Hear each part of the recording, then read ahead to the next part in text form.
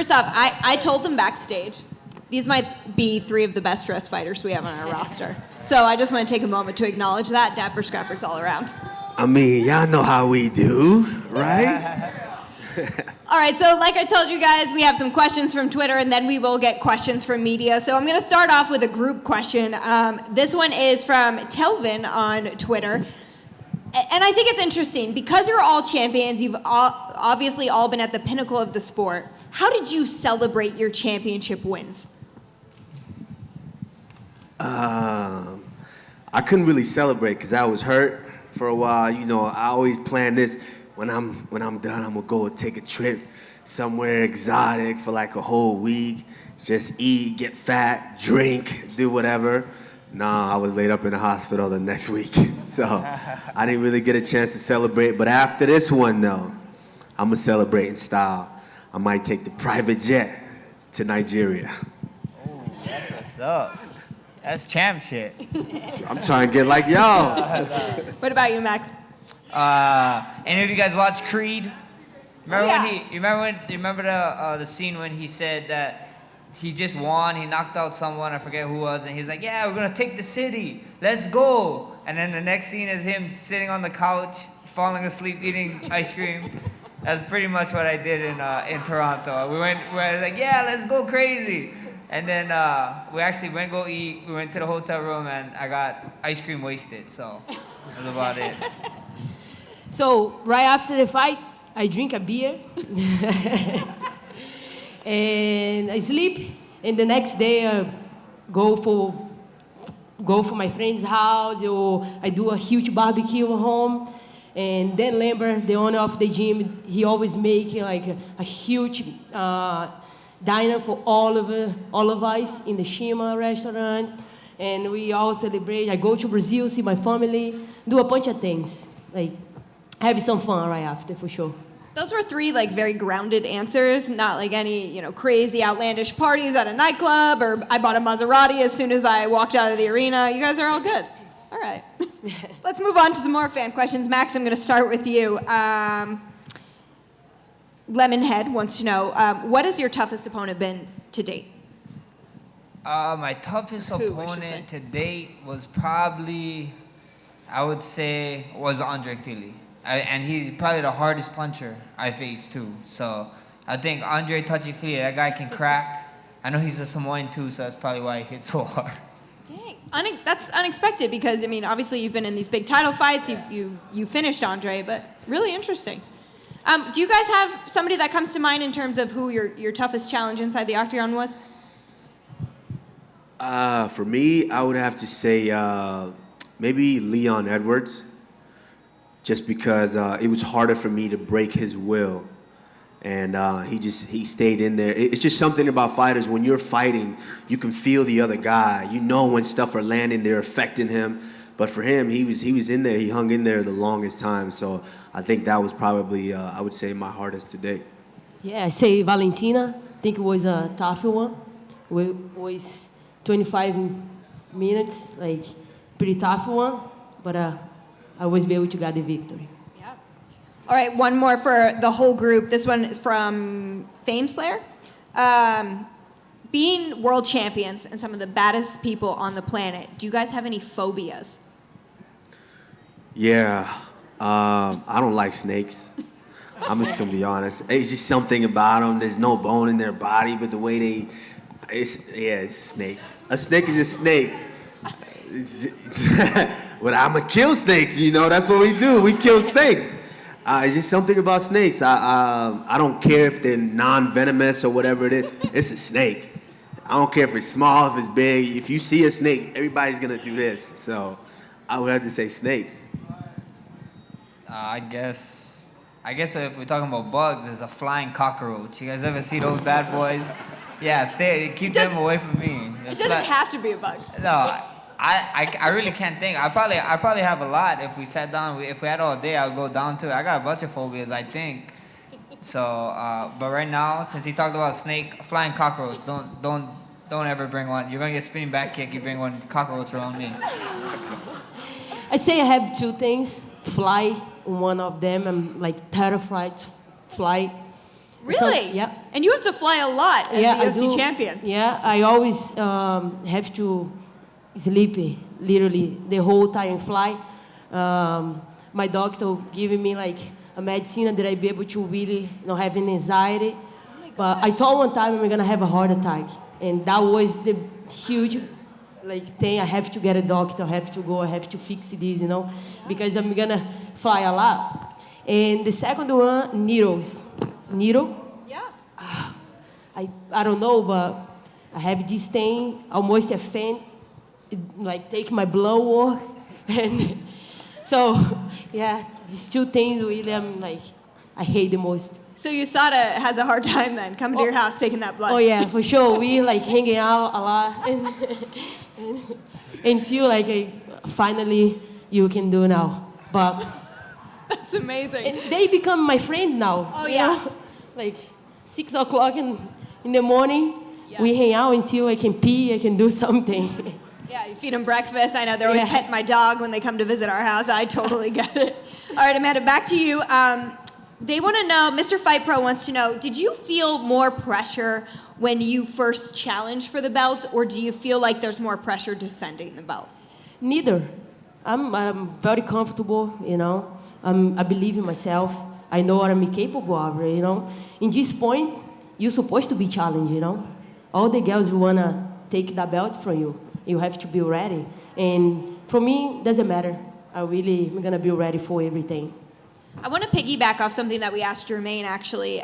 We asked her, obviously she was on the losing side of your first fight, what she was doing differently. And she said, well, 6 years is a long time. Do you even look at that first fight with Jermaine at all? I do.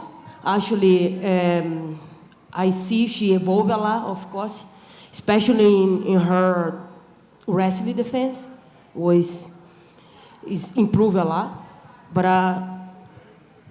actually, her strike changed a lot as well. She used to move no more. Now she's kind of more stiff, and that is gonna help me a lot to put in my game plan. And yeah, I look forward for my first fight with her. I feel like if she do the same mistake, I will capitalize and finish the fight. We can't wait for this rematch. Kamaru, JBren11 wants to know, how do you keep your nerves down in the build-up, especially with a fight that has so much animosity as this one against Colby? I think Amanda just kind of touched on it a little bit. I think it comes down to believing in yourself. You just kind of, what the work that you put in, everything that you've given, everything that you've sacrificed. And so, of course, there's always going to be those nerves because it's like, oh man, did I do enough? Am I ready? You're always going to feel that, but it's, you have to be able to bring your mind back to, shit, I put in too much time. I got beat up by all these training partners, man. No, I'm ready. You have to be able to just hone all of those and use it once you get in there. I've surprised myself sometimes with some of the things I'm able to do in there, because we all know, 3 weeks, 4 weeks before the fight, leading up to the fight, we're getting beat. You're just tired. Your body's exhausted from all the long training camp. You're getting beat up by training partners who normally can't even land a punch on you. They're taking you down, beating on you. But it's just a matter of, just believing in yourself once you get in there and controlling all of those nerves. I think that's truly what makes champions champions. Absolutely. Max, you told me that you wanted some fun questions. So Arturo Jr. 91 wants to know if Spam is an essential part of your diet. Spam musabis. I wish. You see, everybody keep talking about, look how big. I got problems stop eating the cupcakes, so I gotta give up Spam or cupcakes, and I got a sweet tooth, so cupcakes. Okay, fair enough. I'm gonna go with a more serious question now. From Fight Night Chat wants to know, how have you dealt with your losses so well and bounced back so successfully? It is what it is. It is what it is, for real. It's sometimes that's just how life goes. It's only a loss if you don't learn. And we learned a lot. We learned a lot in that fight early in April, and then you guys got to see me grow in July when I fought Frankie. So it's just stepping stones. Everybody they get so caught up in winning and losing, this and that. I just go out there to perform. If I show up there that was the best max my night, and you know, 3 guys didn't score my way. 3 guys didn't score my way. So we went back to the drawing board. We came back stronger than ever, and we be back stronger than ever on Saturday night. This one's for all of you guys. We actually asked the other panel this question, but I thought the answers were so fun. I would love to hear your responses. Have you guys, this is from Infame Slayer, have you guys ever fanboyed or fangirled over another fighter or athlete? Yes. This was before I got into MMA. It was the first time, and ultimately the guy that ended up pushing me towards MMA is the first time I met Sugar Rashad Evans. I was at the Olympic Training Center, and I got called up to Denver to just come train with my friend King Mo. And so I get up there, and I'm in the locker room, and at this time I'm living at the Olympic Training Center. I'm just a wrestler. And I'm in the locker room, I'm changing. All right, King Mo, then we gonna train. So my back was turned to the door, and 2 guys walk in. King Mo walks in, and then follows him. Behind him was Sugar Rashad Evans, and this was after Rashad just beat Rampage in that big fight. So he walk in, I turn around real quick, I'm like, oh shit, that's Sugar Rashad Evans. Inside my head, I'm like, but I ain't gonna say nothing though. I'm gonna be cool, you know, I'm gonna play it cool. And we went out and we trained, and after that, I couldn't believe how amazingly cool and down to earth he was. I love that. Max? Yeah, it was actually Aldo. One of my friends was making his UFC debut on an Aldo card. I forget who Aldo was fighting though. And then I was walking past the media room, and then that's the first time I saw Aldo in person and live. I was like, I walked past, I stopped. I was like, oh my God, it's Aldo. I need to go shake this guy's hand or something or whatever. And I walked back inside, and he's doing media. I'm like, yeah, I'm not doing that to this guy. He's over it. So I we're the same weight class. I really was a UFC fighter. I was like, yeah, I can't be going too fangirly over this guy. So I always walk past, and then, yeah, it is what it is. Did you reflect on that when you faced Aldo those 2 times? Yeah, a little bit. You know, I had that moment with Leonard Garcia. That Leonard Garcia fight was huge for me, because I remember taking that fight with Leonard. I remember looking at the octagon. We was standing in the octagon. I was looking across the cage. I was like, and I turned to one of my cornermen. I forget who I said. I was like, holy shit, I'm fighting Leonard Garcia. Like, it finally hit me. Like, it didn't hit me until I was actually fighting him. You know, I watched these guys in WEC, you know, for a long time, since I was in high school. And I was here 20 years old fighting him. So I was like, man, this is crazy. What a time to be alive. And then, and then with the Aldo thing, you know, it's like a lot of people know I base my game off of Aldo. Like, Aldo is one of those guys that, to me, was in a wrestling dominant sport. He was a striker doing it. And I was like, oh my gosh, strikers can be champions, so I can do this. So, what's up? Amanda, what about you? Growing up, I play soccer a lot. I'm a huge soccer fan. And I'm a huge fan of Ronaldinho Gaúcho, Messi, Cristiano Ronaldo, all those guys. I'm a huge soccer fan. And I want to be a soccer player. But things changed. I'm here now. But Things worked out. Yeah, I feel like they're just fine for you. Yeah, definitely. All right, let's see. Did you guys do the Spotify thing? People were interested in your... Did you guys do that? Spotify. Oh, yeah. The I'm in the results? process of doing that now. I'm still Right. throwing music out there. I have a crazy taste in music. It might be rock and roll. It might be The Red by Chevelle one day. It might be LMA, Boot Up. It might be something crazy one day. Of course, everybody knows I love my Afrobeat, you know, so... Did you guys do that? No, I'm an Apple Music kind of guy, so let me know. I'm with you. I listen a lot Brazilian music, you know, samba, you know, axé, pagode, like a bunch of things, sertanejo, and I have some fun. Listen, sure. All 3 of you always seem to have fun. I feel like I've never been around you where you're not having a good time at whatever point in fight week or camp or outside of camp it's ever been. You're 3 of like the most chill athletes to be around. We litty. Yeah. All 3 of us. Let's see. What else do we have?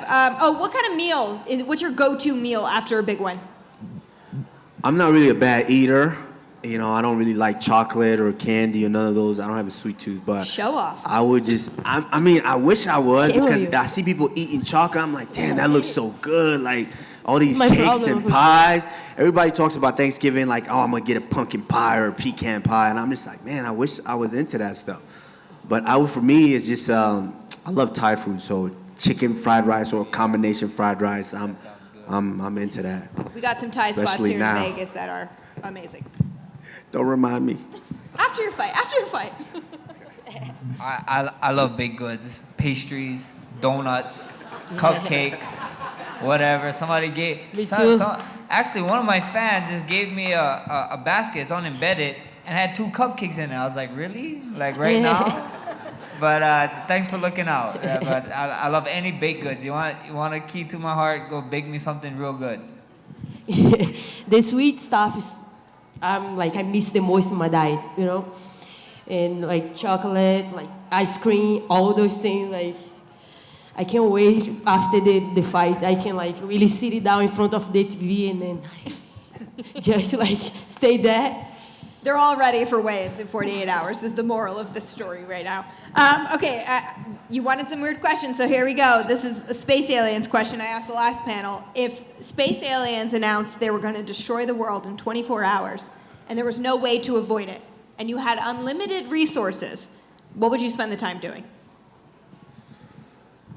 It depends. Are they like destroy? They got like laser cannons, like all stuff that we can't defend against, or they just got regular shit to fight us like we got. I think they do. I think they have lasers. Okay, if they got all that stuff that we can't defend against, I mean, we're fucked. They just gonna kill us.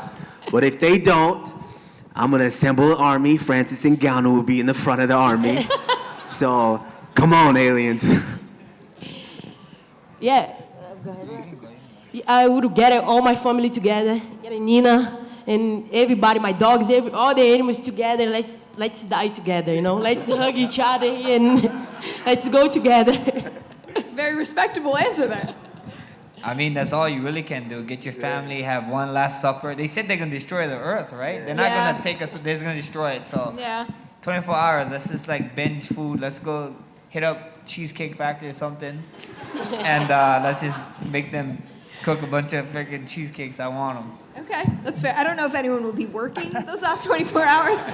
They usually got some just on display all the time. So maybe we fight over those. You know it's somebody gonna be there working that overtime, getting that overtime pay. Somebody's there. Yeah. All right, let's go to something a little bit more respectable here in my questions. The username is he should finish. Does your motivation ever dip? Obviously, you guys are constantly training so hard. There's always a new challenge and a bigger fight in front of you. But do you ever just have days where you're like, oh, how do I keep going? Yeah, I think it's very, very hard, which is why like time never stops for anybody. You know, it keeps going. So it's very hard to just be, you can't be 21 forever. You know, like Max's man, he was 21 when he seen Aldo, but I'm sure Max was hungry as shit. Like, he was like, I'm making maybe 8 and 8 or something at that point. Like, I'm trying to make millions. I'm trying to take care of my family, so motivation changes. But now when you start making the millions, motivation changes. So it's gonna be a wave, but it's, you know, part of being a champion is finding a new way to get that motivation back, to stay a champion. Yeah, I feel like the hardest part is like when you 3 weeks away and then you get injury. And then you're looking at me like, how am I gonna do this? I have to go to the gym, I have to training, I have to I have to walk in the gym, what am I gonna do now? And then you can question a little bit like, damn, like, if I'll be able to make it, I don't know. But, you know, my wife is next to me every day, you know. You have to have somebody like that push you sometime when you really like not that. But when I walk out to my bedroom, I see my 2 belts, actually couple belts in my house right now. And that is the biggest thing motivating me. I want to see those things forever in front of me every day that I wake up. And I walk the next day and go to the gym, even sick. When I go to the gym, the coach put something together, we can at least break a sweat, you know, and I go back home happy. Yeah, for sure. You know, it's people keep forgetting we're humans too. You know, we got mental stuff, we got personal stuff going on, injuries happen, and you just gotta get remotivated. You know, like George St. Pierre once said, it's easy to win the belt, but it's hard. It's harder to keep defending it, and people don't understand why it's hard to defend the belt. It's hard because us champs we just re-earning what we have already. Like we don't even get new belts anymore. We get little octagon things now. We should get rings though. UFC, get me a ring. I want rings. I want to be walking around with rings like Jordan or something like this. Tom Brady too, you know. So at the end of the day, that's just it. You know, you just gotta keep on digging deep in yourself and finding questions. Like me and my team, what we love doing, we love figuring out questions or problems. Like people say, like this guy gonna be too much in for Max here, this and that. Be like, okay, I'm gonna jump right in the deep end with this guy and let you guys know, like, is he too much or am I too much? So at the end of the day, it's just figuring out what you want and just keep striving. All right, one more question before we turn it over to media. Do you guys have an MMA greatest of all time in your mind, excluding yourselves? Is there somebody either that you've just always loved to watch, or you think, oh, that was the greatest fighter of all time?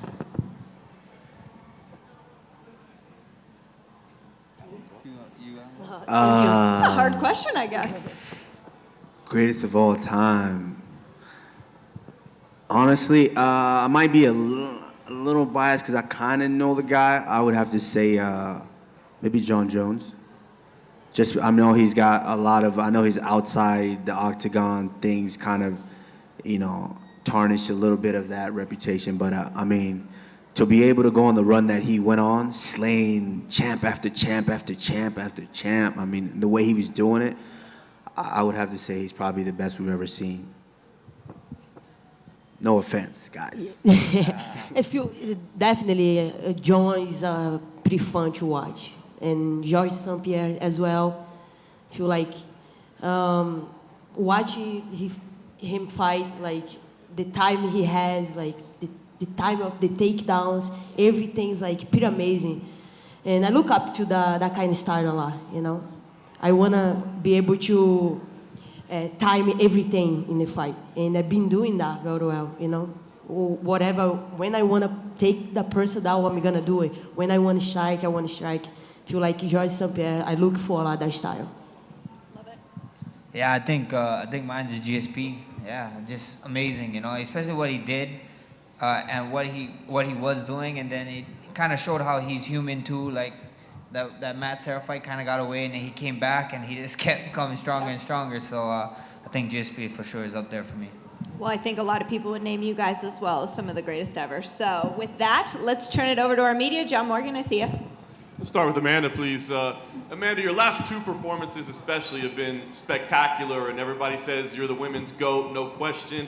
Do you feel like a responsibility to go out there and do things like that every time? I mean, is it enough to go get a decision and hang on to your belt, or do you feel like as you're preparing, you have to do something spectacular every time? No, I just want to be ready, I have to defend those belts, I don't want to have those belts at home, and I want to keep making history, keep have the belt, defend as long as possible, and be ready. I think that be ready, mentally strong to get through everything. And I know you've made it clear you want to keep defending both belts.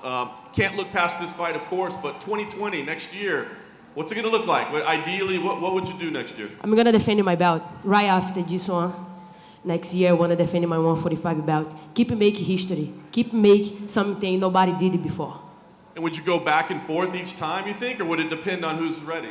Yeah, I'm going to do it, It depends on my body, If my body responds very well, and I will keep doing till forever. Thanks, man. Thank Max, last time you were scheduled to compete here in Vegas, things didn't go so well. I'm just curious kind of what the vibe has been like as you've been in town. I mean, have there been any weird memories from that week, or weird things where you're kind of feeling eerie memories of that week? Nothing at all, man. This is the 9th island. I got a bunch of Hawaiians here. I got a bunch of Hawaiians flying in. A bunch of Hawaiians live here, so I just can't wait for Saturday, man. I can't wait for this weigh-ins, get this weigh-ins over, and then I get to see Alex Acosta Octagon for me. Can you talk about where you're at? I mean, you fought everybody at 145. I mean, you fought the greats, man. This guy, it's kind of his time in the spotlight for the first time. Where does he rank? What do you see in him? Is he a worthy challenger? Oh yeah, for sure. He's the number one contender. He went to Rio, fought the King of Rio, got a decision in Rio. So kudos to him. But This is MMA, man. You guys all know. You guys all work in the MMA business. There's a new face every 2 weeks. So whatever face, whatever cupcake, whatever mysterious flavor pops up, let me know. I want the first crack at it. Thanks, Max. Kamaru, I gotta ask, man. I mean, you are incredibly relaxed and a bit jovial right now. I mean, we think about the build-up to this fight. It has been intense. It's been crazy, and you seem kind of chill right now. So I gotta ask, what the mood is like for you a couple days out from this fight finally being here? And I mean, is this fight personal to you? You know, I mean, I'm relaxed because this is it's a fight. At the end of the day, I'm gonna be locked in there and I'm gonna do what I've been training to do. So I don't think anything much more than that. You know, just because this clown is running his mouth as much as he wants, hey, he's worried about me. I'm not worried about him. He's the one who's talked all the shit in the world. So now he has to go prove that. The pressure's on him. I'm champ, not him. He has to come out there and prove it. But man, I'm relaxed. This is the 4th time this fight should have happened. Actually, 5th time this fight's been offered to him. I've accepted every single one. He hasn't. So there's no other person for him to fight except me. So that's why he's pretending to you guys like, oh, he wanted this fight, this and that. Because there's nobody else. You want to be the champ. You got to come beat the champ. So Trash talk is trash talk. I mean, that happens leading into fights, but he's laid some serious claims on you out there about like failing drug tests and not being able to pass USADA. Obviously, we haven't seen any of that, but I mean, what do you think when he says things like that? okay, if I failed a drug test, wouldn't you guys know? I mean, John Jones, some of these guys are the biggest stars. If they fail the drug test, everybody knows. Wouldn't it be better for the company to not leak those guys failing drug tests rather than me? This is just stupid. This is him trying to make excuses why he's going to get his ass kicked on Saturday night. And then he's already now came out and said that, hey, oh, this is just an act. You know, I don't give a shit. Yeah, he came out. You know, he said it was just an act. You know, they were going to cut me, so I put on this act. You fucking nerd. It doesn't matter. After you get your ass kicked, you can do whatever you want to do. I don't care. It's all going to go down on Saturday night, but tomorrow there'll be a face-off. Friday there'll be a face-off. I know we're all really looking forward to it. Let me ask you, what are you expecting out of those moments when you two guys are standing there face-to-face? How are you expecting those to go, and what are you hoping to take out of those moments? Nothing. I'm like you mentioned, I'm just very, very relaxed right now. You know, I'm just ready. I'm ready to go. I can't wait to step off the scale on Friday. That's what I'm looking forward to. You know, for him, the face-off, I don't really care. You know, we all know what a face-off is. When you finally go face-to-face, it's just, you know, your heart rate might go up a little bit, but, you know, that's it. And then, you know, next thing you know, it's Saturday, the ref is asking you, are you ready? Hell yeah, let's do it. Max, question right here. After your last fight at UFC 240, a lot of people are asking you if you would fight Volkanovski on that Melbourne card. That was a few months later, and you said the only thing you want to do is you want to do a couple tests to see where your brain was, and you pointed to your son. You said it's not for me, it's for him because I want to be around down the line. How did you take those tests, and was everything good? Yeah, me and my team, we take medical and recovery and everything super serious. So I didn't want to be like, yeah, let's do it, and a couple weeks later go check up for. I just actually go up to just get checked up, to be honest. And then they tell you, oh, something's wrong with your hand, and I can't fight. You know, I look like the biggest douche ever. You know what I mean? So at the end of the day, I didn't want to do that to him. You know, promise him something that I couldn't keep. So we just was waiting. You know, and then, you know, so be it. We're here at the biggest fight of the year card, and I can't wait. Similar questions for Kamaru and Amanda. How serious do you take the test immediately right after, like brain scans or whatever? To check where you're at before you even think about your next fight? Oh, I take it very, very serious. You know, let's be honest. You know, right after the fight and you're successful, you know, of course you want to jump right back in there. You're like, oh, that wasn't that bad. I could do that again. You know, but I actually do take it very serious as far as being testing because I have a 5-year-old daughter. You know, and one of the biggest thing for me is I always said, man, when I'm in my 40s, when I'm done competing in this sport, I want to be able to play with my daughter, not just sit on the couch and just watch her run around and say, all right, good job. No, I want to actually be mobile and able to play with her. So, yeah, of course, you got to take those tests very seriously. Yeah, for me as well. Of course, when we go to the media right after the fight, we already, who is gonna be the next? And the media already ask you, who's the next? Who's the next? But of course, I take my vacation very serious. Go home, stay with my family, recovery, see if I have any little injuries that I have to take care to come back training strong. And yeah, waiting for the next step right after. Max, you actually said that Andre Fili was probably your toughest fight to date so far, but looking at Alex, in what way could Alex be your toughest fight, and in what way could Alex be your easiest fight? The beautiful thing is we get to find out. We get to find out come Saturday. We see what happens. I don't know.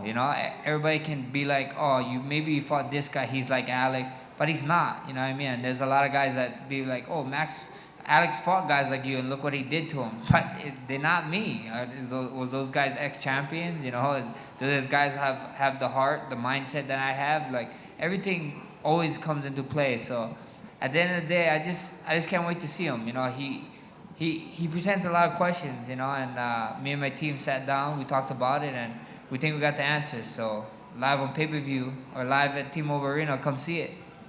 And then for Amanda, you've knocked out Chris Cyborg, you knocked out Holly Holm.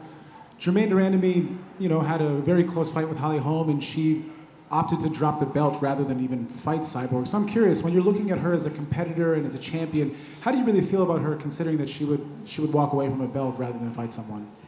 You only prove if you're a champion if you defend your belt. She proved she gave up her belt. She's not supposed to be in this spot that I am in right now. I feel like she evolved a lot. She's a very tough opponent, but I will have all the answers for Saturday night. I will walk away with my belt. It's no doubt in my mind. And then for Kamaru, you've basically inherited the bad blood of most of the UFC. Whether it's his teammates or other fighters in the division, the entire country of Brazil, people want to punch Colby in the face, and you get the chance to do that.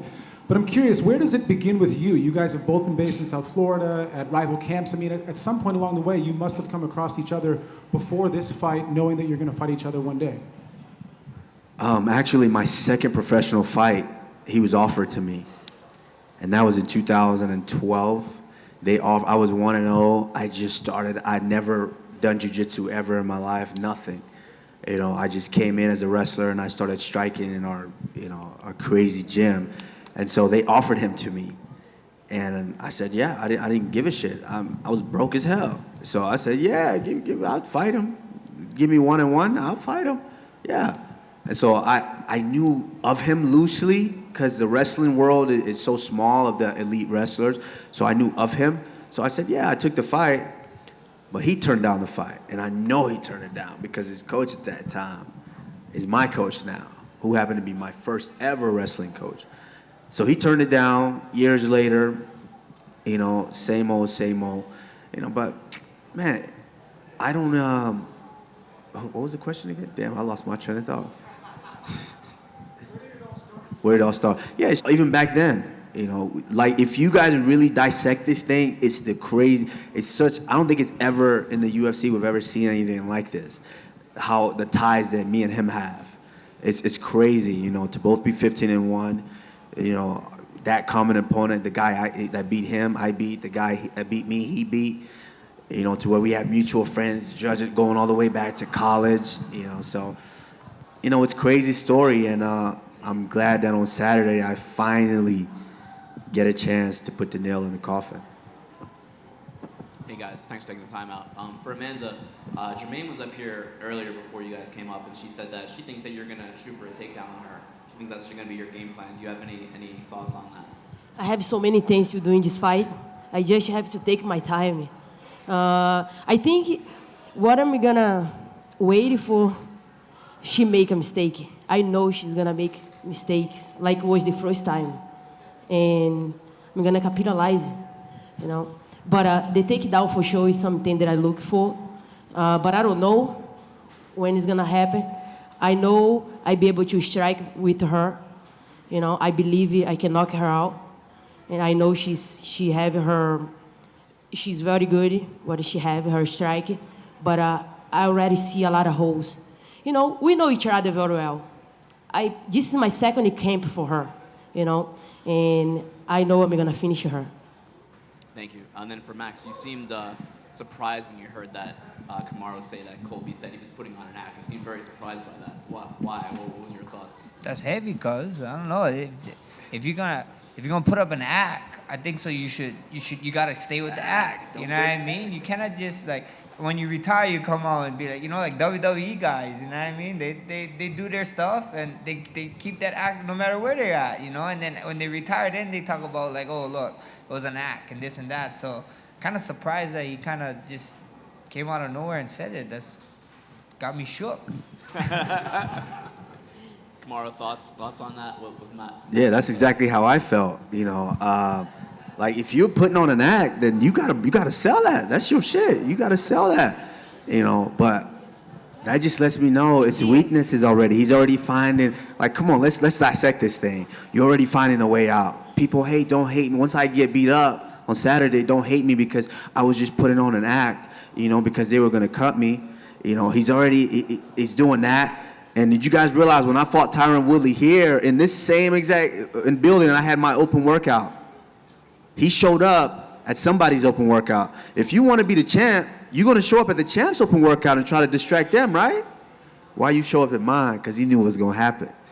He knew I was the most dangerous guy in the division, and he knew that I was a fight he didn't want. So he'd already been showing his card for a long time. So back to that question, whoever asked why I'm so relaxed, I'm relaxed because I know what I'm finna do. And then just for any one of you guys, like, have any of you felt like you need to put on an act as like a UFC fighter, as UFC champion? Maybe not to the extent that Colby does it, but maybe something that you wouldn't normally say, but you felt like you had to say just to keep up appearances or what have you? I think that's why you got the Power 3 up here. We don't have to do all that. We just be ourselves, and hey, if you like me, you like me. If you don't like me, hey, more power to you. Yeah, exactly what he said. You know, I got a team. They actually pull me back on the leash because I like being wild. You know what I mean? Like people is like, what? On embedded, like people is like, why are you hiking? The biggest you fight before I take a fight. Why are you snowboarding? I'm like, That was guys, me. because they won't let me do other stuff. So this is the safest stuff that they can kind of control me in. So you know, no act at all. You know, people gonna believe you and. But we in fighting. At the end of the day, you gotta fight. You know, go out there, go win fights, and everything will fall in place. Yeah, me too. You know, my coach, my girlfriend, and my family. My mommy always talk to me like, you don't need to jump in the cage after the fight. It's like, come down, like, you know.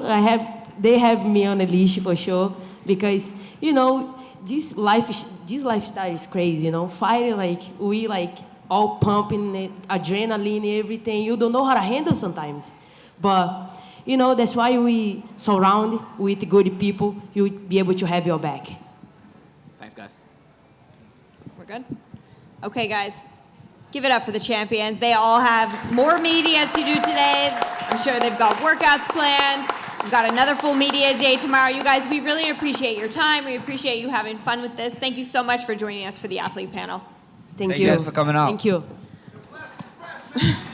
Once again, thank you to everybody who sent in their Twitter questions. Hopefully this is something we can do more often. Thank you to Level Up here at the MGM Grand for having us. And don't forget that on Friday, doors open at 2 p.m. for the UFC Houston press conference. John Jones, Dominic Reyes, Valentina Shevchenko, and Caitlin Chookagian will all be in the building, followed by weigh-ins, and then, of course, UFC 245 this Saturday, where you can see those three step into the octagon for the last three fights of the night. Get your tickets. They are still available. Thank you guys so much. We appreciate it.